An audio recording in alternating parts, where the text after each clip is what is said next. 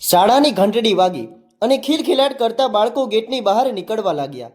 દરેક ચહેરા ઉપર ઘરે જવાની ખુશી હતી. તે ભીડમાં 7 વર્ષનો રુદ્ર બહાર નીકળ્યો. નમેલા ખભા, મેલો યુનિફોર્મ અને એવી આંખો જેમાં ઊંડી ઉદાસી હતી. ગેટની બીજી બાજુ એક ઝાડના ઓથે ઊભેલી પ્રિયંકાની નજરો ખૂબ જ આતુરતાથી એ એક ચહેરાને શોધી રહી હતી. જેવો જ તેણે રુદ્રને જોયો, તેના દિલના ધબકારા વધી ગયા. રુદ્ર ધીમે ધીમે બહાર આવ્યો અને પછી તેની નજર પોતાની મા પર પડી. એક ક્ષણ માટે તે રોકાયો અને પછી મમ્મી તે દોડીને પ્રિયંકાના પગને વળગી પડ્યો. મમ્મી, તમે આવી ગયા? તમે મને લેવા આવ્યા છો ને? તેનો અવાજ ડુસકામાં ડૂબી રહ્યો હતો. પ્રિયંકાએ તેને પોતાની બાહોમાં ભીંસી લીધો, જાણે તેને તેની જિંદગી મળી ગઈ હોય. તેના આંસુ રુદ્રના મેલા વાળમાં પડી રહ્યા હતા. તમે મારી સાથે ઘરે ચાલો ને મમ્મી, પ્લીઝ પાછા આવી જાઓ ને, રુદ્ર રડતા રડતા બોલ્યો. પ્રિયંકા કંઈ કહી શકી નહીં. તેનું ગળું ભરાઈ આવ્યું હતું. ખબર છે મમ્મી, પપ્પા એક નવી મમ્મી લાવ્યા છે, રુદ્રે તેની માના છાતીમાં મોઢું છુપાવીને કહ્યું. સાંભળતા જ પ્રિયંકા સ્તબ્ધ થઈ ગઈ. મમ્મી, એ બહુ ગંદી છે, એ મને બહુ મારે છે, બહુ ચીલાવે છે, દાદી પર પણ ચીલાવે છે, પણ પપ્પાને બહુ ગમે છે, એ મારી વાત નથી સાંભળતા. રુદ્રના કહેલા શબ્દો કોઈ પીગળેલા શીશાની જેમ પ્રિયંકાના કાનમાં ઉતરી ગયા. તેના દિલના ધબકારા જાણે થંભી ગયા. શું? હા મમ્મી, જુઓ. તેણે પોતાના કપાળ ઉપર એક હળવો વાદળી નિશાન બતાવ્યું, જે વાળથી છુપાયેલું હતું. પ્રિયંકાની દુનિયા ગોળ ફરવા લાગી. તેને લાગ્યું કે જાણે કોઈએ તેની છાતીમાં બળતો ખંજર ભોંકી દીધો હોય. ત્યારે જ સ્કૂલનો વોર્ડ ત્યાં આવી ગયો. મેડમ, ચાલો અહીંથી. તમને કેટલી વાર કહ્યું છે કે તમે અહીં આવી શકતા નથી? તેનો અવાજ કડક હતો. બસ 1 મિનિટ, પ્રિયંકાએ કરગરતા કહ્યું. નહીં, સાહેબનો સખત ઓર્ડર છે, ચાલો. ગાર્ડે લગભગ તેને ધક્કો મારતા કહ્યું. રુદ્ર પોતાની માને વધારે જોરથી પકડવા લાગ્યો. ના, મારી મમ્મી ક્યાંય નહીં જાય. પણ ગાર્ડે રુદ્રને પ્રિયંકાથી અલગ કરી દીધો અને તેને એક બીજા નોકરને સોંપી દીધો, જે તેને ગાડી તરફ લઈ જવા લાગ્યો. પ્રિયંકા જમીન ઉપર બેસીને પોતાના બાળકને દૂર જતો જોઈ રહી હતી. જે રીતે તેનો રુદ્ર પાછું ફરી ફરીને તેને જોઈ રહ્યો હતો, પ્રિયંકાનું કલેજું ફાટી રહ્યું હતું. શાળાની બહાર નીકળીને તે રસ્તા ઉપર ચાલી નહોતી રહી, ઘસડાઈ રહી હતી. તેનું શરીર રસ્તા ઉપર હતું, પણ તેને આત્મા તો તેના બાળક પાસે જ ગઈ હતી. તેની આંખો સામે પોતાના લગ્નનો દિવસ ફરી રહ્યો હતો. નીતિન સાથે 7 ફેરા લેતા તેણે કેટલાય સપના જોયા હતા. નીતિન પણ તેને બેપનાહ પ્રેમ કરતો હતો. બંનેની દુનિયા એકબીજામાં જ સીમિત હતી. પણ તેની સાસુ લીલાબેનને પ્રિયંકા જરાય ગમતી નહોતી. પ્રિયંકા અનાથ હતી, જેને તેના કાકા કાકીએ ઉછેરી હતી. નીતિને તેની સાથે પ્રેમ લગ્ન કર્યા હતા, પણ લીલાબેનના હિસાબે તેમનો દીકરો લાખોમાં એક હતો. તેના માટે પ્રિયંકા જેવી અનાથ છોકરી યોગ્ય નહોતી. તેમના મતે નીતિનને કોઈ વધુ ભણેલી, વધુ અમીર અને વધુ સુંદર છોકરી મળવી જોઈતી હતી. ખબર નહીં કઈ ઘડીએ મેં તને આ ઘરની વહુ બનાવવા માટે હા પાડી દીધી. તે અવારનવાર પ્રિયંકાને મેણા મારતા. મારી તો મતી જ મરાઈ ગઈ હતી. પ્રિયંકા બધું ચૂપચાપ સહન કરતી. તે વિચારતી કે એક દિવસ બધું ઠીક થઈ જશે, સાસુનો ગુસ્સો શાંત થઈ જશે. પછી તેમની જિંદગીમાં રુદ્ર આવ્યો, એક નાનકડો જીવ, જેણે એમના પ્રેમને એક નવો અર્થ આપ્યો. પ્રિયંકાની આખી દુનિયા હવે રુદ્રની આસપાસ ફરતી હતી. રુદ્રને નવડાવતી, ખવડાવતી, તેની સાથે રમતી, અને નીતિન તે બંનેને ખુશ જોઈને હસતો. પણ લીલાબેનના વર્તનમાં કોઈ ફેરફાર ન આવ્યો. તને આવડે છે શું? ના રૂપ છે, ના અકલ. મારા દીકરાની જિંદગી બરબાદ કરી દીધી તે. તેમના મોઢેથી નીકળેલા આ શબ્દો પ્રિયંકાના દિલમાં રોજ તીરની જેમ ખૂંચતા હતા. શરૂઆતમાં નીતિન તેનો સાથ આપતો, પોતાની મા સાથે લડતો, પણ ધીરે ધીરે તે પણ બદલાવવા લાગ્યો. તે હવે મોડી રાત સુધી ઘરે આવતો. તેની સાથે ફોન ઉપર વાત કરવાનું ઓછું કરી દીધું. તે ફોન ઉપર વાત કલાકો સુધી કોઈની સાથે છુપાઈને વાત કરતો હતો. જ્યારે પ્રિયંકા પૂછતી તો તે કામનું બહાનું બનાવી દેતો. તેના કપડામાંથી એક અજાણી ખુશ્બુ આવતી હતી, લેડીઝ પરફ્યુમની ખુશ્બુ. પછી એક દિવસ પ્રિયંકાએ નીતિનના ફોનમાં તેની સેક્રેટરીનો એક મેસેજ જોયો. આઈ લવ યુ જાન, આજની રાતની રાહ નથી જોવાતી. એ એક ક્ષણમાં પ્રિયંકાનો વિશ્વાસ, તેનો પ્રેમ, તેનું સર્વસ્વ કાચની જેમ તૂટીને ચકનાચૂર થઈ ગયું. તેણે નીતિનને આ વિશે જણાવ્યું તો તે ભડકી ઉઠ્યો. તારી હિંમત કેવી રીતે થઈ મારા ફોનને હાથ લગાડવાની? પ્રિયંકાએ રડતા કહ્યું. મારા પ્રેમમાં શું કમી રહી ગઈ હતી? આ સાંભળતા જ નીતિનનો પારો 7મા આસમાને પહોંચી ગયો. તેણે પ્રિયંકાના વાળ પકડ્યા અને એક જોરદાર લાફો તેના ગાલ ઉપર ઝેંકી દીધો. જીભ ચલાવે છે મારી સામે? તારી ઓકાત શું છે? તે દિવસ પછી ઘરનું વાતાવરણ નરક બની ગયું. રોજ ઝઘડા, રોજ મારપીટ. નીતિન હવે ખુલ્લેઆમ પોતાની સેક્રેટરીને મળતો. પ્રિયંકા કંઈ કહેતી તો તેને વધુ મારતો. પ્રિયંકાએ ફેસલો કરી લીધો હતો કે તે આ ગુંગળામણ ભરી જિંદગીમાં વધુ નહીં જીવે. તે પોતાના દીકરા રુદ્રને લઈને ઘર છોડવા લાગી. પણ નીતિન અને લીલાબેને તેને રોકી લીધી. મારા દીકરાને ક્યાં લઈ જાય છે? નીતિન ચિલ્લાયો અને રુદ્રને તેની ગોદમાંથી છીનવી લીધો. આ મારો પણ દીકરો છે, પ્રિયંકા ચીખી. હવે નહીં, તું આ ઘરેથી નીકળી જા. રહી વાત બાળકની તો એ અહીં જ રહેશે. પ્રિયંકા ખૂબ તૂટી ગઈ. તેણે છૂટાછેડાનો કેસ ફાઇલ કર્યો, એમ વિચારીને કે કાયદો તેને ન્યાય આપશે અને તેનો દીકરો પાછો અપાવશે. નીતિન પણ તેની પાસે છૂટાછેડા ઈચ્છતો હતો, પણ પ્રિયંકા એ નહોતી જાણતી કે પૈસા અને પાવર આગળ ન્યાય પણ આંધળો થઈ જાય છે. નીતિને શહેરનો સૌથી મોટો અને મોંઘો વકીલે રાખ્યો હતો. તે વકીલે અદાલતમાં પ્રિયંકાને જ એક લાલચુ, ચરિત્રહીન અને ખરાબ સાબિત કરી દીધી. માય લોર્ડ, વકીલે કહ્યું, આ સ્ત્રી મારા ક્લાયન્ટ નીતિન ખન્નાના પૈસા પાછળ પડી હતી. આનું બીજા કોઈની સાથે અફેર હતું અને જ્યારે મારા ક્લાયન્ટે તેને રંગે હાથ પકડી તો આ ખોટા આક્ષેપો લગાવીને તેમને ફસાવવા માંગે છે. પ્રિયંકા ચીખી ઉઠી, જૂઠું, આ બધું જૂઠું છે. નીતિનના વકીલો ખોટા સાક્ષીઓ ઊભી કરી દીધા, ખોટા પુરાવા રજૂ કર્યા. પછી શું હતું? ફેસલો નીતિનના પક્ષમાં આવ્યો અને બાળકની કસ્ટડી નીતિનને મળી ગઈ. અદાલતે પ્રિયંકાને તેના પોતાના જ દીકરાથી જુદી કરી દીધી હતી, પણ કાગળ ઉપર એક નાની છૂટ આપી હતી. મહિનામાં એકવાર, માત્ર 1 કલાક માટે તે પોતાના દીકરા રુદ્રને મળી શકતી હતી. પ્રિયંકા માટે આ 1 કલાક જ જીવવાનો સહારો હતો. પેલી મુલાકાતનો દિવસ આવ્યો. પ્રિયંકા સવારે જ રુદ્રની પસંદગીની ખાવાની વસ્તુઓ લઈને નીતિનના ઘરે પહોંચી ગઈ. તે ખૂબ જ ઉત્સાહિત હતી કે આટલા દિવસ પછી તે પોતાના બાળકને જોશે, તેને ગળે લગાડશે. પણ જ્યારે તે ઘરને પહોંચી તો નીતિને દરવાજા ઉપર જ કહી દીધું, કોઈ મુલાકાત નહીં થાય. રુદ્ર સૂઈ રહ્યો છે અને હવે પછી આ ઘરની આસપાસ પણ દેખાતી નહીં. અને તેના મોઢા ઉપર દરવાજો બંધ કરી દીધો. પ્રિયંકા ત્યાં દરવાજા ઉપર ઊભા રહીને રડતી કરગરતી રહી. પ્લીઝ, એકવાર, ફક્ત એકવાર મને મારા બાળકને મળવા દો. પણ કોઈએ તેના ઉપર દયા ન આવી. આવતા મહિને તે ફરી ગઈ. આ વખતે પણ એ જ થયું. નીતિને તેને ધક્કા મારીને બહાર કાઢી મૂકી. પ્રિયંકાનું દિલ તડપી ઉઠ્યું. તે પોતાના બાળકની એક ઝલક જોવા માટે તરસી ગઈ હતી. તેથી ક્યારેક ક્યારેક તે પોતાના બાળકની એક ઝલક જોવા તેની સ્કૂલે આવી જાતી હતી. પણ આજે રસ્તા ઉપર ચાલતી પ્રિયંકા માત્ર એક શરીર હતી, જેની રૂહ, એનો આત્મા તેનો દીકરો પોતાની સાથે લઈ ગયો હતો. ફક્ત રુદ્રનો રડતો ચહેરો જ તેની સામે હતો. તેને ખબર જ ના પડી કે તે ચાલતા ચાલતા રસ્તાની વચ્ચે ક્યારે આવી ગઈ. સામેથી એક ટ્રકના હોર્નનો કાન ફાડે એવો અવાજ આવ્યો. પછી તેની આંખો સામે અંધારું છવાઈ ગયું. રસ્તા ઉપર લોહી લુહાણ પડેલી પ્રિયંકાના શ્વાસ લગભગ થંભી ગયા હતા. લોકોની ભીડમાંથી કોઈએ તેને ઓળખીને એમ્બ્યુલન્સ બોલાવી અને તે મહિલા આશ્રમમાં ખબર કરી દીધી, જ્યાં પ્રિયંકા નાની મોટી નોકરી કરીને પોતાનું ગુજરાન ચલાવતી હતી. આશ્રમની સંચાલિકા શારદાબેન તરત જ હોસ્પિટલ પહોંચ્યા. પ્રિયંકાની હાલત ખૂબ જ નાજુક હતી. તેનો ચહેરો ક્ષતિગ્રસ્ત થઈ ગયો હતો. શારદાબેને તેની સારવાર કરાવી. ધીરે ધીરે સ્થિતિ સુધરવા લાગી. જ્યારે તેને હોશ આવ્યો તો તે બોલી શકતી નહોતી કે હલી શકતી નહોતી. તેનું આખું શરીર અસહ્ય પીડાથી કણસી રહ્યું હતું. પણ શરીરના દર્દ કરતાં વધારે તેના દિલમાં દર્દ હતું. રુદ્ર, મારો બચ્ચો, તે મનમાં અને મનમાં બબડતી રહેતી. 2 મહિનાની સારવાર પછી તેના શરીરના ઘા ભરાઈ ગયા હતા. પણ એક ઘા એવો હતો જે ક્યારેય ભરાઈ શકે તેમ નહોતો. જે દિવસે પ્રિયંકાએ ધ્રુજતા હાથે અરીસો ઉઠાવ્યો અને જે ચહેરો તેને અરીસામાં દેખાયો તે તેનો પોતાનો નહોતો. તે એક અજાણ્યો ચહેરો લાગી રહ્યો હતો. એક્સિડન્ટે તેનો ચહેરો એવી રીતે બગાડી દીધો હતો કે સર્જરી પછી પણ તે પહેલાં જેવી પ્રિયંકા દેખાતી નહોતી. આંખો એ જ હતી, ઊંડી દર્દ ભરેલી, મમતાથી છલકાતી, પણ બાકી બધું ઘણું ખરું બદલાઈ ચૂક્યું હતું. પ્રિયંકા અરીસામાં નવા ચહેરાને જોઈને ધ્રુસકે રડી પડી. આ એ ચહેરો નહોતો જે તેનો દીકરો મમ્મી કહીને બોલાવતો જ હતો. હવે મારો દીકરો મને કેવી રીતે ઓળખશે? તે શારદાબેનને વળગીને રડવા લાગી. હું તો મારી ઓળખ જ ખોઈ બેઠી. શારદાબેને તેને સંભાળી. ચહેરા બદલાવાથી માની મમતા નથી બદલાતી. પ્રિયંકા, તું આજે પણ રુદ્રની માં છે.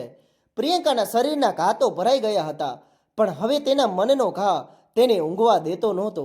તેના દીકરાની ચિંતા, તેનો પ્રેમ તેને એક નવી તાકાત આપી રહ્યો હતો. તેણે નક્કી કરી લીધું કે તે એમ હાર નહીં માને. તે પોતાના નસીબને આમ જ નહીં છોડી શકે. તેણે અરીસામાં પોતાના નવા ચહેરાને ફરીથી જોયો અને પહેલી વાર તેને એ ચહેરામાં એક ઉમ્મીદ નજર આવી, એક હથિયાર નજર આવ્યું. તેણે વિચાર્યું, જો હું પ્રિયંકા બનીને મારા દીકરાને નથી મળી શકતી તો હું કોઈ બીજી ઓળખ સાથે મળીશ. હવે તેના જીવનનો એક જ મકસદ હતો, પોતાના દીકરા પાસે પાછા ફરવું. એક્સિડન્ટ પછી તે ખૂબ જ નબળી અને દુબળી પાતળી થઈ ગઈ હતી. આશ્રમના કામ કરતી બિહારની સ્ત્રીઓ સાથે રહેતા રહેતા તેણે તેમનો લહેકો, તેમની ભાષા શીખી લીધી હતી. તેણે આ બધા જ વસ્તુઓને પોતાનું હથિયાર બનાવ્યું. તેણે એક જૂની સુતરાઉ સાડી પહેરી, પોતાના બદલાયેલા ચહેરાને ઘૂમટાથી અડધો ઢાંકી દીધો અને પોતાની આંખોમાં ભરેલી મમતા અને દર્દને છુપાવીને તે નીકળી પડી એક નવી સફર પર. એક એવી સફર જે તેને પાછી તે જ ઘરના ઉંબરે લઈ આવી હતી, જ્યાંથી તેને બેરમીથી કાઢી મૂકવામાં આવી હતી. તે હવે પ્રિયંકા નહોતી, તે શીલા હતી. આજે અમદાવાદના સૌથી પોશ વિસ્તારમાં બનેલા એ વિશાળ ઘરની બહાર શીલા ઊભી હતી. તેના હાથ કાંપી રહ્યા હતા. કેટલી વાર તેણે દરવાજાની ઘંટડી વગાડવા માટે હાથ લંબાવ્યો, પણ દર વખતે તે હાથ પાછો ખેંચી લેતી. તેના શ્વાસ તેજ થઈ રહ્યા હતા. મનમાં એક તોફાન મચ્યું હતું. આખરે હિંમત ભેગી કરીને ધ્રુજતી આંગળીઓથી તેણે ઘંટડી વગાડી જ દીધી. દરવાજો ખુલ્યો તો સામે નીતિન ઊભો હતો, સૂટ બૂટમાં, ચહેરા ઉપર અહંકાર અને આંખોમાં રૂઆબ. તેણે શીલાને ઉપરથી નીચે સુધી નફરતભરી નજરે જોઈ અને કડક અવાજે પૂછ્યું, કોણ છો તું? શું જોઈએ છે? તેને જોતાં જ શીલાના શ્વાસ વધુ તેજ થઈ ગયા. તેણે પોતાની અંદરની બધી હિંમત એકઠી કરી અને બિહારી લહેકામાં ધ્રુજતા અવાજે બોલી, કામ જોઈએ છે બાબુજી, ઘરનું બધું કામ કરી શકીશું અમે. નીતિને ચીડાઈને મોઢું બગાડ્યું. અહીં કોઈ કામ નથી, જ્યાં નીકળ અહીંથી. તે દરવાજો બંધ કરવા જતો હતો ત્યાં જ અંદરથી એક અવાજ આવ્યો, થોભો, કોને ભગાવો છો? એક સ્ત્રી જેના ગળામાં સોનાનો ભારે હાર, કાંડામાં બંગડીઓ અને ચહેરા ઉપર મેકઅપ હતો, તે બહાર આવી. કામ જોઈએ છે તારે? તે સ્ત્રીએ પૂછ્યું. હા મેડમ, સાહેબ, પાડોશવાળા વર્મા આંટીએ અમને મોકલ્યા છે. શીલાએ માથું નમાવીને કહ્યું. ઠીક છે, આવ અંદર. નામ શું છે તારું? શીલા. શીલા નામ છે મારું, બિહારથી આવ્યા છીએ, તેને ધીમેથી કહ્યું.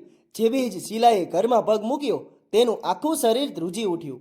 તેની નજર આમ તેમ ભટકવા લાગી, જાણે કંઈક શોધી રહી હોય.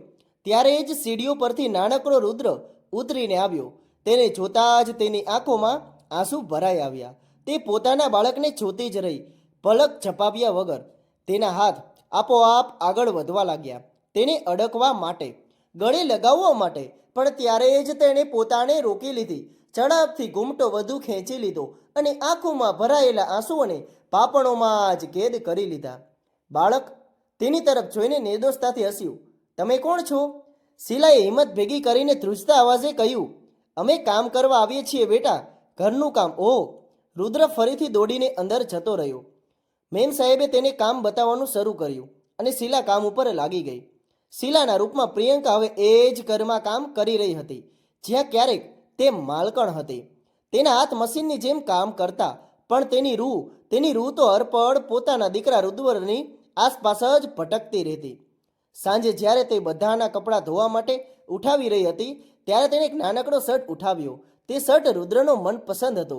પ્રિયંકાને યાદ આવ્યું કે આ શર્ટ તેણે રુદ્રના જન્મદિવસે અપાવ્યો હતો, ત્યાં પેલા બંધ બાથરૂમમાં, જ્યાં કોઈ તેને જોઈ ન શકે. તે શર્ટને ધીમે ધીમે પોતાના ચહેરા પાસે લાવી અને જેવી તેની સુગંધ તેના શ્વાસમાં ભળી, તે ત્યાં જ જમીન ઉપર બેસી ગઈ. આ તેના દીકરાની સુગંધ હતી. તે શર્ટને પોતાની છાતીએ એવી રીતે વળગાડીને રડવા લાગી, જાણે તે પોતાના દીકરાને જ ગળે લગાવી રહી હોય. તેના આંસુ તે શર્ટને ભીંજવી રહ્યા હતા. રુદ્ર, મારા દીકરા, મારો રાજા બેટો, તને ખબર છે તારી માં તારી કેટલી નજીક છે, પણ તું મને ઓળખી નથી શકતો. હું તને અડી પણ નથી શકતી. બસ દૂરથી જોતી રહું છું, જેમ કોઈ ભિખારણ મંદિરની બહારથી ભગવાનને જોતી હોય. તે કપડાને સૂંઘતી રહી, ચૂમતી રહી, પોતાની છાતીએ લગાવતી રહી. ત્યારે જ બહારથી દિવ્યાનો અવાજ આવ્યો. એ શીલા, મરી ગઈ કે શું અંદર? 1 કલાકથી શું કરે છે? આવું છું મેમ સાહેબ. પ્રિયંકાએ જલ્દીથી પોતાના આંસુ લૂછ્યા અને ઉતાવળે કપડાં ધોવા લાગી. બીજા દિવસે સાંજે રુદ્ર રમતા રમતા પડી ગયો. તેના ઘૂંટણમાં કાચનો એક નાનકડો ટુકડો ખૂંપી ગયો. તે દર્દથી ચીસી પડ્યો. પ્રિયંકાનું દિલ ધ્રુજી ઉઠ્યું. તે બધું ભૂલીને દોડી, પણ ત્યારે જ દિવ્યા ત્યાં આવી ગઈ. રુદ્ર રડતો હતો. મમ્મી, મારી મમ્મી પાસે જવું છે. તે દર્દમાં પોતાની અસલી માને પોકારી રહ્યો હતો. આ સાંભળીને દિવ્યા ગુસ્સાથી ચીલાઈ. શું કહ્યું? આજે તને તારી મા યાદ આવે છે? એ તને છોડીને જતી રહી મારું જીવું આરામ કરવા માટે. ચૂપ થઈ જા, નહીંતર એવા હાલ કરીશ. કહેતા દિવ્યાએ રુદ્રને એક લાફો માર્યો. બંધ કર તારું આ નાટક. પ્રિયંકાનું લોહી ઉકળી ઉઠ્યું. તેણે દિવ્યાનો હાથ પકડી લીધો. ના મારશો મેમ સાહેબ, તું મને શીખવીશ? પોતાના કામથી કામ રાખ. દિવ્યાએ તેનો હાથ ઝાટકી નાખ્યો. તે રુદ્રને ઘસેડીને અંદર લઈ ગઈ. શીલા ત્યાં જ ઊભી રહી ગઈ, ધ્રુજતી, લાચાર. તે જોઈ રહી હતી કે નીતિન ઓફિસ ગયા પછી ઘરની માલકણ દિવ્યા, જે નીતિન સામે એક આદર્શ પત્ની અને મા હોવાનું નાટક કરતી હતી, હકીકતમાં એક બીજી જ દુનિયામાં જીવતી હતી. તેની દુનિયા પાર્ટીઓ, શોપિંગ અને પોતાની સખીઓ વચ્ચે પોતાની અમીરીનો દેખાવો કરવા સુધી જ સીમિત હતી. તે દિવસે પણ કંઈક આવું જ થયું. બપોરે દિવ્યા પોતાની સખીઓ સાથે કીટી પાર્ટીમાંથી પાછી ફરી રહી હતી. ત્યાં કોઈ વાત ઉપર તેની પોતાની શૈલી સાથે દલીલ થઈ ગઈ હતી અને તેનું મૂડ ખૂબ જ ખરાબ હતું. તે ઘરમાં એક સળગતા જ્વાળામુખીની જેમ દાખલ થઈ, જે ફાટવા માટે બસ એક બહાનાની શોધમાં હતો, અને તે બહાનું તેને અંદર આવતા જ મળી ગયું. લીલાબેન રસોડામાં પોતાના માટે ચા બનાવી રહ્યા હતા, પણ કપ તેમના હાથમાંથી લપસી ગયો અને જમીન ઉપર પડીને તૂટી ગયો.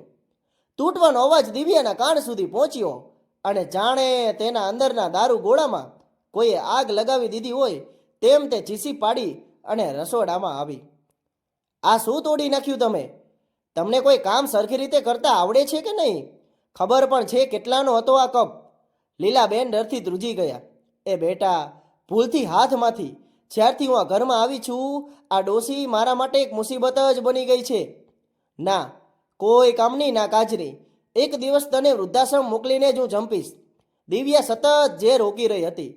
શીલા પાસે જ કામ કરી રહી હતી. તેના કાનોમાં એ શબ્દો નસ્તરની જેમ ખૂંચ્યા. દિવ્યાનો સુંદર ચહેરો અત્યારે કોઈ ઝેરીલા નકાબ જેવો લાગી રહ્યો હતો. લીલાબેનની નમેલી નજર અને તેમના આંસુ જોઈને પહેલીવાર પ્રિયંકાને પોતાના સાસુ ઉપર દયા આવી. જે સ્ત્રીએ ક્યારેક તેને આટલી હેરાન કરી હતી, આજે તે પોતે કેટલી બેબસ અને લાચાર હતી. બરાબર એ જ સમયે રુદ્ર પોતાની કલાની દુનિયામાં ખોવાયેલો, રંગોમાં પોતાની આંગળી ડૂબાડીને ડ્રોઈંગ બુકમાં કંઈક બનાવી રહ્યો હતો. તે પોતાની દાદીને બતાવવા માંગતો હતો, પણ ઉત્સાહમાં તેના હાથમાંથી રંગની એક ડબ્બી ઉડી ગઈ અને સીધી ઇટાલીથી મંગાવેલા સફેદ ગાલીચા ઉપર જઈ પડી. લાલ રંગનો એક મોટો ડાઘ ગાલીચા ઉપર ફેલાઈ ગયો. તેણે પોતાની મોટી મોટી માસૂમ આંખોથી પહેલા નીચે ફસાયેલા રંગને જોયો અને પછી પોતાની માના ગુસ્સાથી લાલચોળ ચહેરાને. તેનો ચહેરો ડરથી સફેદ પડી ગયો. એક ક્ષણ માટે શાંતિ છવાઈ ગઈ. પછી દિવ્યાની એક ચીસ એ શાંતિને ચીરી ગઈ. બદતમીજ! તે એક ભૂખી સિંહણની જેમ રુદ્ર ઉપર તૂટી પડી. જાનવર ક્યાંકનો! તે આ શું કર્યું? તેણે રુદ્રનો નાનકડો હાથ એટલી જોરથી પકડ્યો કે બાળક દર્દથી ચીસી પડ્યું. Sorry mummy, sorry. મનહૂસ ક્યાંકનો! તમે દાદા પૌત્રએ મારી જિંદગી બરબાદ કરી નાખી છે. દિવ્યાએ મર્યાદા ગુમાવી દીધી. તારી હરકતોએ મને પાગલ કરી દીધી છે. અને પછી તેણે તે માસૂમ 7 વર્ષના તે માસૂમ બાળકના ગાલ ઉપર એક પછી એક 2 જોરદાર લાફા ઝેંકી દીધા. અવાજ એટલો જોરદાર હતો કે શીલાને લાગ્યું જાણે તે લાફો રુદ્રને નહીં, તેના પોતાના દિલ ઉપર પડ્યો હોય. રુદ્ર જમીન ઉપર પડી ગયું. રુદ્રના નાના નાના ગાલ ઉપર આંગળીઓના લાલ નિશાન ઉપસી આવ્યા હતા. તે રડ્યો નહીં. તે બસ આઘાતમાં પોતાની સાવકી માને જોતો રહ્યો. તેની આંખોમાં ડર અને હેરાની હતી. અને પછી જ્યારે દર્દનો અહેસાસ થયો ત્યારે તે ડુસકા લેવા લાગ્યો. હવે પ્રિયંકાથી સહન ન થયું. તેની અંદરની માં હવે વધુ ચૂપ ન રહી શકી. તે દોડીને આગળ આવી અને રુદ્રને ખેંચીને પોતાની છાતીએ વળગાવી દીધો. તેણે દિવ્યાની આંખોમાં આંખ પરોવીને ધ્રુજતા અવાજે કહ્યું, ના મેમ સાહેબ, ના. નાનકડું બાળક છે. રુદ્ર એક ઘાયલ પક્ષીની જેમ તેની છાતીએ ચોંટી ગયો. તેણે નાની નાની આંગળીઓથી શીલાની સાડીને જોરથી પકડી લીધી અને ધ્રુસકે ને ધ્રુસકે રડવા લાગ્યો. તે તેને છાતીમાં મોઢું છુપાવીને ડુસકા ભરી રહ્યો હતો, જાણે વર્ષોથી આ જ આશરો શોધી રહ્યો હોય. દિવ્યા પાછી પોતાની અસલી મિજાજમાં આવી. તારી હિંમત કેવી રીતે થઈ વચ્ચે આવવાની? તેણે રુદ્રને ગુસ્સાથી જોયું અને કડક અવાજે પોતાના રૂમમાં જતા રહેવાનો આદેશ આપ્યો. લીલાબેન પણ આ બધું જોઈ રહ્યા હતા. તેમની વૃદ્ધ આંખોમાં આજે આંસુ અને પસ્તાવો બંને હતા. તેમને પ્રિયંકા યાદ આવી રહી હતી. આજે એક નોકરાણીએ એ જ હિંમત બતાવી હતી જે કદાચ તેમની પોતાની વહુ પ્રિયંકા બતાવતી હતી. થોડી વાર પછી નીતિન ઓફિસથી ઘરે આવ્યો. દિવ્યાનું આખું રૂપ બદલાઈ ગયું. તે હસવા લાગી, મીઠા અવાજે વાત કરવા લાગી. આવી ગયા તમે? થાકી ગયા હશો ને? આવો, હું તમારા માટે જમવાનું પીરસું છું. દિવ્યાએ નીતિનની બેગ લેતા કહ્યું. નીતિન હસ્યો. તું તો મારું કેટલું ધ્યાન રાખે છે. પ્રિયંકા બધું જોઈ રહી હતી. આ નાટકા ઢોંગ તેને દિવ્યાનું બદલાયેલું રૂપ જોઈને નવાઈ લાગી રહી હતી. જમતી વખતે નીતિને પૂછ્યું, રુદ્ર ક્યાં છે? પોતાના રૂમમાં છે, હોમવર્ક કરી રહ્યો છે. દિવ્યાએ હસતા હસતા કહ્યું. બહુ ડાયો છોકરો છે, ભણવામાં ખૂબ મન પોરોવે છે. પ્રિયંકાની મુઠ્ઠીઓ ભીંસાઈ ગઈ. જૂઠું, આ બધું જૂઠું છે. તેને રુદ્રના ડુસકા હજુ પણ સંભળાઈ રહ્યા હતા. તે જાણતી હતી કે તેનું બાળક ભૂખ્યું છે, રડી રહ્યું છે, એકલું છે. તે રાત્રે જ્યારે બધા સૂઈ ગયા ત્યારે શીલા ચૂપચાપ રસોડામાં ગઈ. તેણે પ્રેમથી રુદ્ર માટે જમવાનું ગરમ કર્યું અને છાનામાના રુદ્રના રૂમમાં ગઈ. રુદ્ર તેના પુસ્તકો વચ્ચે સૂઈ ગયો હતો. તેના ગાલ ઉપર લાફાના નિશાન હજી પણ હતા. પ્રિયંકાએ તેને ધીમેથી જગાડ્યો. બેટા, ઊઠ, જમી લે. રુદ્રે ઊંઘમાં આંખો ખોલી. શીલા આંટી, હા બેટા, હું તારા માટે જમવાનું લાવી છું, જમી લે. રુદ્રની આંખોમાં ખુશીની ચમક આવી. તે ભૂખ્યો હતો. શીલાએ પ્રેમથી તેને ખવડાવ્યું. થેન્ક યુ શીલા આંટી, તમે બહુ સારા છો, રુદ્રે કહ્યું. તે રાત્રે પ્રિયંકાના અંતરમાં એક તોફાન હિલોડા લઈ રહ્યું હતું. આજે તેણે પોતાના દીકરાને પોતાની આંખો સામે પીટાતા જોયો હતો. હે ભગવાન, એ સ્ત્રી મારા બાળકને, મારા જીગરના ટુકડાને આ રીતે મારે છે, જાનવર જેવો વ્યવહાર કરે છે અને હું કંઈ જ નથી કરી શકતી. ના, હવે વધુ નહીં. તેને નિર્ણય કર્યો, હવે આ છૂટી અને મકાર સ્ત્રીનો નકાબ ઉતારવાનો સમય આવી ગયો છે. મારા દીકરાને આ નરકમાંથી આઝાદી અપાવવાનો સમય છે. તેની આંખોમાં હવે આંસુ નહોતા, માત્ર આગ હતી. એક માના દિલમાં લાગેલી એ આગ જે હવે આ ઘરમાં ઘણું બધું બાળીને રાખ કરી દેવાની હતી. એક રાત્રે અચાનક રુદ્ર પોતાના રૂમમાં ચીસો પાડવા લાગ્યો. તે સપનામાં પોતાને એક અંધારા અને અનંત રસ્તા ઉપર એકલો ભાગતો જોઈ રહ્યો હતો અને મમ્મી મમ્મી પોકારતો હતો, પણ કોઈ અવાજ સાંભળતું નહોતું. તેની ચીસ સાંભળીને નીતિન અને દિવ્યા સફાળા જાગી ગયા. લીલાબેન પણ રૂમમાં પહોંચ્યા. શું થયું બેટા, શું થયું? નીતિને તેને જગાડવાની ખૂબ કોશિશ કરી, પરંતુ રુદ્રની આંખો બંધ હતી અને તે બસ ચીસો પાડી રહ્યો હતો. મારે અહીં નથી રહેવું, મમ્મી મમ્મી. દિવ્યા ઊંઘમાંથી બવડવાથી અકળાઈ ગઈ હતી, પણ નીતિનને બતાવવા માટે પ્રેમનો ઢોંગ કરતા બોલી, રુદ્ર બેટા, જો અહીં હું આવી છું. તારી મમ્મી. તેને રુદ્રને અટકાવવાની કોશિશ કરી, પણ રુદ્રે તેનો હાથ ઝાટકી નાખ્યો. ના, તું ગંદી છે, તું મારી મમ્મી નથી. તે વધુ જોરથી રડવા લાગ્યો. દિવ્યાનો ચહેરો નફરતથી ભરાઈ ગયો. તેણે મનમાં તો વિચાર્યું કે મન થાય છે કે આનું ગળું અત્યારે જ દબાવી દઉં, હંમેશા માટે સોડાવી દઉં આને. લીલાબેને પૌત્રના માથા ઉપર હાથ ફેરવ્યો. શાંત થઈ જા મારા બચ્ચા, જો દાદી અહીં છે. પણ રુદ્રનું રડવું બંધ ન થયું. શીલા દરવાજા ઉપર ઊભા રહીને આ બધું જોઈ રહી હતી. તેનો દીકરો તડપી રહ્યો હતો અને 3 લોકો તેની આસપાસ હતા, છતાં તે એકલો હતો. તેનાથી હવે રહેવાયું નહીં. તે ધીમેથી અંદર આવી અને રુદ્રની પથારી પાસે ગઈ. જેવો જ શીલાનો હાથ રુદ્રના શરીરને અડક્યો, રુદ્રની ચીસો ડુસકામાં બદલાઈ ગઈ. તેના ધ્રુજતા શરીરને જાણે કોઈ જાણીતો કિનારો મળી ગયો હોય. શીલાએ તેને પોતાની ગોદમાં ઉઠાવી લીધો. આ એ જ સ્પર્શ હતો, એ જ ગોદ હતી, એ જ સુગંધ હતી જેને રુદ્રનું નાનકડું દિલ શોધી રહ્યું હતું. તેની આત્માએ પોતાની માને ઓળખી લીધી હતી. રુદ્રે પોતાની આંખો ખોલી અને શીલાને જોઈ. પછી તેણે પોતાનું માથું તેના પાલવમાં છુપાવી દીધું. શીલાની આંખોમાંથી આંસુની ધાર વહેવા લાગી. આ એ જ અહેસાસ હતો જેના માટે તે જીવતી હતી. તે ધીમે ધીમે પ્રેમથી રુદ્રની પીઠ પંપાળી રહી હતી અને રુદ્ર શાંત થઈ ગયો, બિલકુલ શાંત. તે પોતાની માના ધબકાર સાંભળતા શાંતિની ઊંઘમાં સૂઈ ગયો. રૂમમાં ઊભેલા નીતિન, દિવ્યા અને લીલાબેન સ્તબ્ધ હતા. તેઓ પોતાની આંખો ઉપર વિશ્વાસ નહોતા કરી શકતા. જે બાળકને તેઓ ત્રણેય મળીને શાંત ન કરાવી શક્યા ને, તેને આ સામાન્ય નોકરાણીએ પોતાની ગોદમાં લેતા જ સુડાવી દીધો.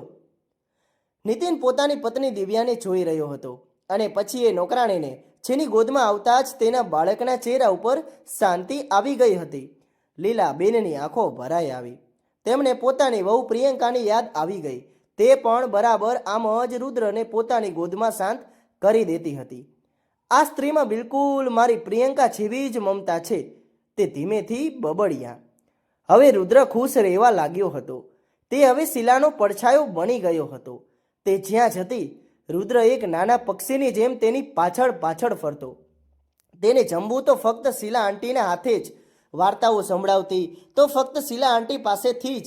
રાત્રે સૂતી વખતે પણ તે પોતાની નાની મુઠ્ઠીમાં શીલાની સાડીનો છેડો પકડી રાખતો હતો. તેની નાનકડી દુનિયામાં શીલા આવે માત્ર એક નોકરાણી નહોતી, તે સુરક્ષા હતી, તે સુકૂન હતી, તે માનો અહેસાસ હતી. તેને તે શબ્દોમાં કહી શકતો નહોતો, પણ તેનું દિલ હરપળ અનુભવતું હતું. બીજી તરફ શીલા હરપળે ડરમાં જીવતી હતી કે ક્યાંક તેની કોઈ હરકત, કોઈ અંદાજ તેના રાજ પરથી પડદો ન ઉઠાવી દે. અને એ દિવસ બહુ દૂર નહોતો. એક દિવસ દિવ્યા નીતિન માટે તેની ફેવરિટ ખીર બનાવી રહી હતી, પણ કેસર મળી રહ્યું નહોતું. ક્યાં મૂકી દીધું મેં? તે અકળાવા લાગી. કંઈ જોઈએ છે મેમ સાહેબ? શીલાએ પૂછ્યું. અરે કેસર નથી મળી રહ્યું. દિવ્યા પરેશાન થઈને આમ તેમ હાથ મારતી હતી. ત્યારે જ શીલાએ સ્વાભાવિક રીતે ખાનામાં હાથ નાખ્યો અને ખૂણામાંથી કેસરની ડબ્બી કાઢીને તેના હાથમાં આપી દીધી. આ રહી મેમ સાહેબ. એક ક્ષણ માટે રસોડામાં શાંતિ છવાઈ ગઈ. દિવ્યાએ પહેલાં ડબ્બી જોઈ અને પછી શીલાના ચહેરાને. તેની આંખો શંકાથી સંકોચાઈ. કે તને કેવી રીતે ખબર કે અહીંયા જ છે? દિવ્યાએ સવાલ કર્યો. અને એ જ પડે શીલાને પોતાની ભૂલનો અહેસાસ થયો. તેનું દિલ જોરથી ધબકવા લાગ્યું. તેના હાથ પગ ઠંડા પડી ગયા. એ મેમ સાહેબ, અમે તે દિવસે સફાઈ કરતા હતા ને ત્યારે દેખાઈ ગઈ હતી. તેની જીભ લથડતી હતી. તે નજર ચોરી રહી હતી, પણ દિવ્યા તેને શંકાની નજરે જોતી રહી. રુદ્રની સ્કૂલમાં વાર્ષિક ઉત્સવનો દિવસ હતો. નાનકડો રુદ્ર સવારથી જ કોઈ ઉડતા પતંગિયાની જેમ આખા ઘરમાં નાચી રહ્યો હતો. આજે તેને સ્ટેજ ઉપર એક ગ્રુપ ડાન્સમાં ભાગ લેવાનો હતો અને તે માટે તેને સુંદર સફેદ ધોતી અને કુર્તો પહેરવાના હતા. પણ ઉત્સાહમાં રુદ્રની નવી ધોતી પાસે પડેલી ખુરશીના એક ખીલામાં ભરાઈ ગઈ અને ચરર અવાજ સાથે વચ્ચેથી ફાટી ગઈ. અરે મારી ધોતી ફાટી ગઈ, તે રડતા બોલ્યો. નીતિન પરેશાન થઈ ગયો. અરે આ કેવી રીતે થયું? દિવ્યા જરા જોવાને. દિવ્યા છે પોતાના રૂમમાં કોઈ પાર્ટી માટે તૈયાર થઈ રહી હતી. તે ખીજાતી બહાર આવી. શું છે? કેમ ચીસો પાડો છો? જો રુદ્રની ધોતી ફાટી ગઈ છે, કાંઈક કર. તેને અડધા કલાકમાં એક સ્કૂલે પહોંચવાનું છે, નીતિને કહ્યું. દિવ્યા અકળાઈ. હવે હું શું કરું? ના મોકલો એને સ્કૂલે, તેણે બેદરકારીથી કહ્યું અને પાછી પોતાના રૂમ તરફ વળી ગઈ. ત્યારે જ શીલા આગળ વધી. લાવો બેટા. તે જમીન ઉપર બેસી ગઈ અને સોય દોરાથી ધોતી ઉપર ટાંકા લેવા લાગી. તેની આંગળીઓ કોઈ કુશળ કલાકારની જેમ ચાલતી હતી. 5 મિનિટ પછી ધોતી બિલકુલ નવી લાગતી હતી. થેન્ક યુ શીલા આંટી, તમે સૌથી સારા છો. રુદ્ર ખુશીથી બૂમો પાડતો તેની ગળે વળગી પડ્યો. નીતિન હેરાન હતો, પણ લીલાબેન તે જ સમયે બોલ્યા. બિલકુલ બિલકુલ. પ્રિયંકાની જેમ જ એના હાથમાં પણ આ જ હુનર હતું. આ સાંભળી શીલા ગભરાઈ અને ઘૂમટો નીચો કરી કામમાં લાગી ગઈ. બપોરે રુદ્ર સ્કૂલેથી પાછો આવ્યો ત્યારે તેનો ચહેરો લાલ હતો, આંખો ઘેરાયેલી હતી. તેણે એક નજર પોતાની માં દિવ્યા ઉપર નાખી, પણ ડરના માર્યા કંઈ કહ્યું નહીં. તે ચૂપચાપ શીલા પાસે ગયો. શીલા આંટી, માથું દુખે છે. શીલાએ જેવું જ તેના કપાળને અડક્યું, જોયું તો તેનું શરીર આગની જેમ તપી રહ્યું હતું. તેણે એક પણ ક્ષણ ગુમાવ્યા વગર દવા શોધીને ખવડાવી, પણ તાવ થોડો ઓછો થયો, ઉતર્યો નહીં. તે બેચેન થઈ ગઈ. થોડીવાર પછી તે ઠંડા પાણીના પોતા લાવી અને તેના તપતા કપાળ ઉપર મૂકવા લાગી. રુદ્રે પોતાની આંગળીઓથી શીલાનો હાથ જોરથી પકડી લીધો. તમે મને છોડીને ક્યાંય ન જતા. શીલાની આંખો ભરાઈ આવી. નહીં જઈએ બેટા, અહીં જ રહીશું. સાંજે જ્યારે નીતિન ઘરે પાછો આવ્યો ત્યારે તેણે દિવ્યાને પૂછ્યું, રુદ્ર ક્યાં છે? અહીં જ ક્યાંક રમતો હશે, દિવ્યાએ નજર ઉઠાવ્યા વગર કહ્યું. નીતિને બીજા રૂમમાં જોયું અને જે દ્રશ્ય તેનાથી જોયું તેનું લોહી ઉકળી ઉઠ્યું. રુદ્ર સોફા ઉપર પડ્યો હતો, તાવમાં બેચેન, અને શીલા એક માની જેમ તેના કપાળ ઉપર પોતા બદલી રહી હતી. શીલાએ જણાવ્યું કે તેને બપોરથી તાવ છે. નીતિનનો ચહેરો કડક થઈ ગયો. તે ઝડપથી પોતાના રૂમ તરફ ગયો. દિવ્યા બહાર આવી. શું થયું? કેમ બૂમો પાડો છો? રુદ્રને બપોરથી તાવ છે અને તને ખબર પણ નથી? નીતિનનો ગુસ્સો ફાટી નીકળ્યો. તું એની માં છે કે નહીં? દિવ્યાનો ચહેરો ફીકો પડી ગયો. મને ખબર નહોતી, તેણે મને કહ્યું નહીં. જો શીલા એ કામ કરી રહી છે જે તારે કરવાનું હતું. એક નોકરાણી મારા દીકરાની તારા કરતાં વધુ ચિંતા કરી રહી છે. નીતિનના ઠપકાએ દિવ્યાની અંદર અપમાનની જે આગ લગાવી હતી તે આખી રાત સળગતી રહી. તે એક ઘાયલ નાગણીની જેમ બેચેન હતી. બસ તકની રાહ જોતી હતી કે ક્યારે નીતિન જાય અને ક્યારે તે પોતાનું ઝેર ઓકે. બીજે દિવસે સવારે રુદ્ર હોલમાં બેસીને કાર્ટૂન જોઈ રહ્યો હતો. તે પોતાની જ દુનિયામાં મગ્ન હતો. ત્યારે જ દિવ્યા ત્યાં આવી. તેનો ચહેરો ગુસ્સાથી લાલચોળ હતો. તારા કારણે ફક્ત તારા કારણે કાલે મારે આટલું બધું સાંભળવું પડ્યું. અને આ કહેતાની સાથે જ તેણે એ નાનકડા બાળક ઉપર એક પછી એક લાફાનો વરસાદ કરી દીધો. તે જોરથી રડવા લાગ્યો. પાસેના સ્ટોર રૂમમાં સફાઈ કરતી શીલાએ જ્યારે પોતાના દીકરાની ચીસો સાંભળી ત્યારે તેનું દિલ બેસી ગયું. તે દોડીને બહાર આવી અને પડદાની ઓથે છુપાઈ ગઈ. સામેનું દ્રશ્ય દિલ ધ્રુજાવનારું હતું. શીલાનું દિલ જાણી છાતીમાંથી બહાર નીકળવા બેતાબ હતું. તે દોડીને પોતાના બાળકને એ જાલિમના પંજામાંથી છોડાવવા માંગતી હતી, પણ તેણે પોતાની જાતને રોકી લીધી. તેણે ધ્રુજતા હાથે પોતાનો મોબાઈલ કાઢ્યો અને વિડીયો રેકોર્ડિંગ શરૂ કરી દીધું. દિવ્યા એક રાક્ષસીની જેમ તેના બાળકને પીટી રહી હતી. દરેક લાફો, દરેક ચીસ, દરેક ડૂસકું તે પોતાના પથ્થર જેવા કાળજે કેદ કરી રહી હતી. આ એક મા માટે સૌથી મોટી અગ્નિ પરીક્ષા હતી. મમ્મી, દાદી, તે ચિલ્લાયો. ત્યારે જ લીલાબેન બહાર આવ્યા. પોતાના પૌત્રને હાલતમાં જોઈને તેમની આત્મા ધ્રુજી ઉઠી. ડાયણ, છોડી દે મારા બાળકને. તે ચીસ પાડતા આગળ વધ્યા અને રુદ્રને બચાવવાની કોશિશ કરી. પણ દિવ્યાનો ગુસ્સો સાતમા આસમાને હતો. તેને લીલાબેનને એક જોરદાર ધક્કો માર્યો અને એક લાફો માર્યો. ડોશી વચ્ચે ના આવ, નહીતર તને પણ નહીં છોડું.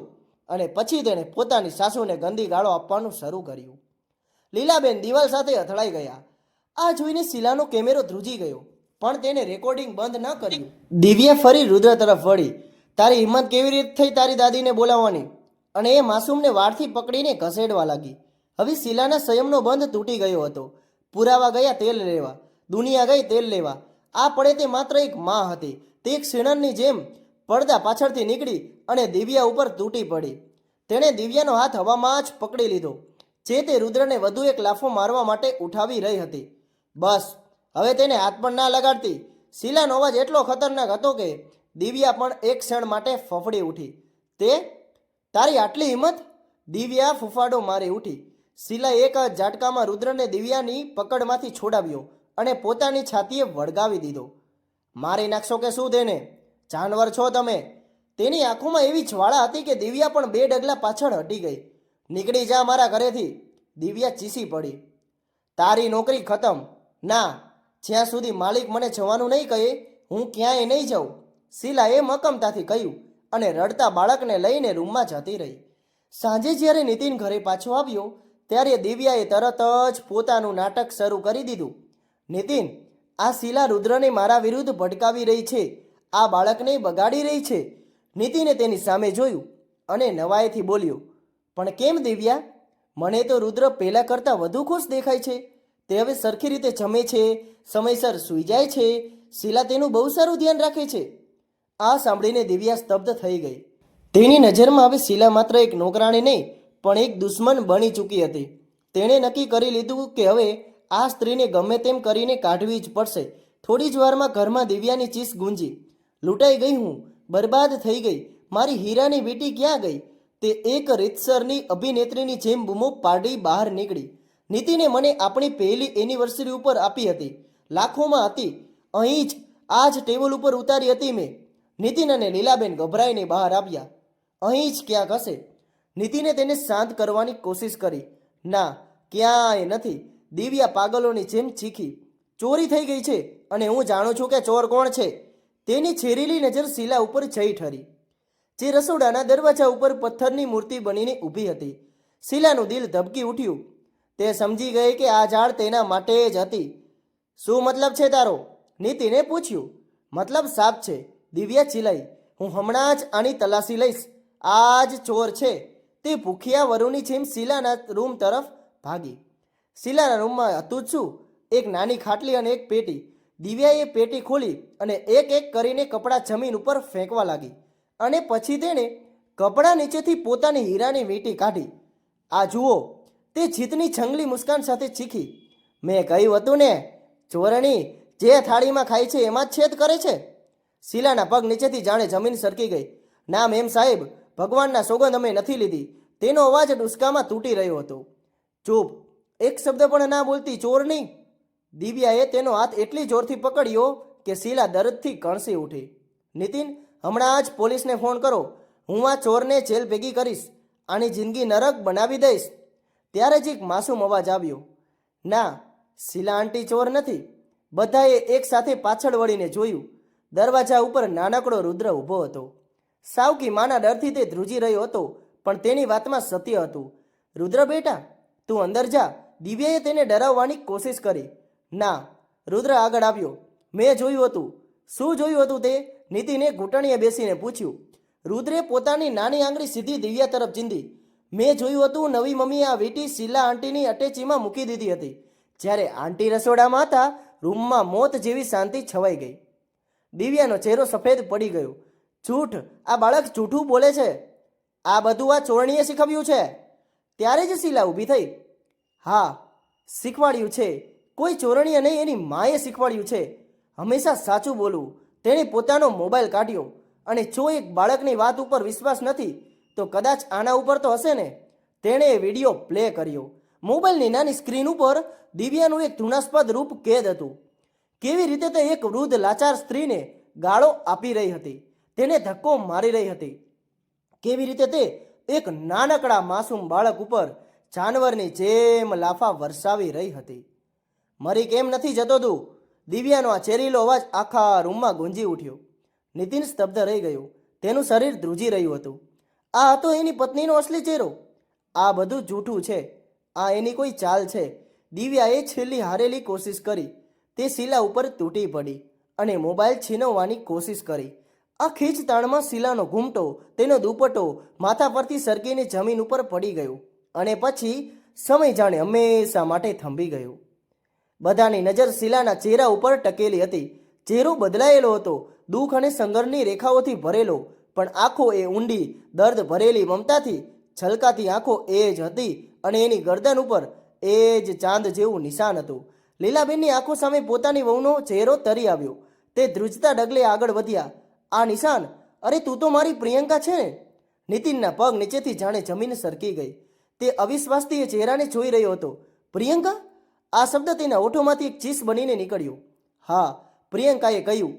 તેના અવાજમાં વર્ષોથી દબાયેલું દર્દ હતું. તે ફૂટી નીકળ્યું. હું જે બદનસીબ છું, જેને તમે તમારા જ ઘરેથી કાઢી મૂકી હતી. લીલાબેન જે અત્યાર સુધી પથ્થર બનીને ઊભા હતા, તે ધ્રુજતા ડગલે આગળ આવ્યા. તે પ્રિયંકાની સામે ઊભા રહ્યા અને પછી પોતાના વહુના પગમાં પડી ગયા. મને માફ કરી દે મારી દીકરી. તેમનો અવાજ ડુસકામાં તૂટી રહ્યો હતો. હું આંધળી થઈ ગઈ હતી. મેં મારા જ ઘરની લક્ષ્મીને ઠોકર મારી દીધી. મેં મારા પૌત્ર પાસેથી તેની માં છીનવી લીધી. મારાથી મોટો પાપી આ દુનિયામાં કોઈ નથી. પ્રિયંકાએ તરત જ તેમને ઊભા કર્યા. ના માજી, એવું ના કહો. આજે વર્ષો પછી તેના મોઢેથી માજી શબ્દ નીકળ્યો હતો અને બંને સ્ત્રીઓ એકબીજાને વળગીને ધ્રુસકે ને ધ્રુસકે રડી પડી. આ જોઈને દિવ્યાની ધીરજ ખૂટી ગઈ. વાહ, શું ડ્રામા ચાલી રહ્યો છે! હવે આ ઘર મારું છે, નીકળી જાય અહીંથી. તે પ્રિયંકા ઉપર ચીલાઈ. પ્રિયંકા એક સિંહણની જેમ ગરજી. આ ઘર મારા બાળકનું છે અને હું મારા બાળકને છોડીને ક્યાંય નહીં જાઉં. રુદ્ર દોડીને પોતાની માના પગને વળગી પડ્યો. મમ્મી, તમે પાછા આવી ગયા? મને ખબર હતી કે તમે જ મારી મમ્મી છો. પ્રિયંકાએ ઝૂકીને પોતાના દીકરાને તેડી લીધો અને તેને જોરથી બાહોમાં ભીંસી લીધો. તેની આંખોમાં હવે આંસુ નહીં, પણ સળગતા અંગારા હતા. તેણે દિવ્યાની આંખોમાં સીધું જોઈને કહ્યું, ભલે કાયદાએ મારા બાળકની કસ્ટડી મને ના આપી હોય, પણ આજે દુનિયાની કોઈ તાકાત, કોઈ કાયદો, કોઈ કાવતરું મને મારા બાળકથી અલગ નહીં કરી શકે. એક વાર ભૂલ કરી હતી મેં, કાયદા ઉપર ભરોસો કરીને, ઇન્સાનિયત ઉપર ભરોસો કરીને, મારા બાળકથી દૂર જઈને. પણ હવે નહીં. હવે જો મારા બાળકને મારાથી અલગ કરવાની કોશિશ પણ કરીને તો એવો હાલ કરીશ કે તારી આત્મા પણ ધ્રુજી ઉઠશે. આ પ્રિયંકા અહીં જ રહેશે, પોતાના બાળકો પાસે. જેને જે કરવું હોય એ કરી લે. દિવ્યા હવે પોતાના સૌથી મજબૂત હથિયાર ઉપર આવી. નીતિન, હું છેલ્લી વાર પૂછું છું, કાં તો આ સ્ત્રી આ ઘરમાં રહેશે અથવા હું. ફેંસલો હવે તારા હાથમાં છે. બધાની નજર નીતિન ઉપર ટકી ગઈ. દિવ્યાને પૂરો વિશ્વાસ હતો કે નીતિન તેને જ પસંદ કરશે. નીતિને દિવ્યા તરફ જોયું. તેની આંખોમાં આંસુ હતા. હું એકવાર મારા બાળક પાસેથી તેની માને છીનવીને મારી જિંદગીનું સૌથી મોટું પાપ કરી ચૂક્યો છું. એક માસૂમ બાળક પાસેથી તેની માં, તેની દુનિયા, તેનું સુકૂન છીનવી લીધું હતું. મેં મારા હાથે જ મારા ઘરની ખુશીઓને બહાર કાઢી મૂકી. એ મારી જિંદગીની સૌથી મોટી અને સૌથી ઘૃણાસ્પદ ભૂલ હતી. અને હું આ પાપ ફરીથી નહીં કરી શકું. હું મારા દીકરા પાસેથી તેની માને ફરીથી નહીં છીનવી શકું. ભલે તે મારે ગમે તે ખોવું પડે. દિવ્યાના પગ હવે ધ્રુજી ગયા. પછી નીતિન બોલ્યો, દરવાજો ખુલ્લો છે દિવ્યા, તારે જવું હોય ને જા. પણ પ્રિયંકા ઘર છોડીને, પોતાના બાળકને છોડીને હવે ક્યાંય નહીં જાય. દિવ્યાએ નફરત ભરી નજરે બધાને જોયા અને ગુસ્સામાં પગ પછાડતી હંમેશા માટે એ ઘરની બહાર નીકળી ગઈ. તેના ગયા પછી નીતિનની બધી હિંમત જાણે ખૂટી ગઈ. તે પાસે પડેલી ખુરશી ઉપર ફસડાઈ પડ્યો. તેની આંખોમાંથી પસ્તાવાના આંસુ વહી રહ્યા હતા અને તે નવાઈથી સામેનું દ્રશ્ય જોઈ રહ્યો હતો. પ્રિયંકા જમીન ઉપર બેઠી હતી અને રુદ્ર તેની ગોદમાં હતો. તે તેને ગળે લગાવી રહી હતી, તેની સાથે વાતો કરી રહી હતી, તેને એવી રીતે ચૂમી રહી હતી જાણે રણમાં ભટકેલા તરસ્યાને પાણી મળી ગયું હોય. અને રુદ્રના ચહેરા ઉપર એક ઊંડો સંતોષ અને શાંતિ હતી જે નીતિન મહિનાઓથી, વર્ષોથી નહોતી જોઈ.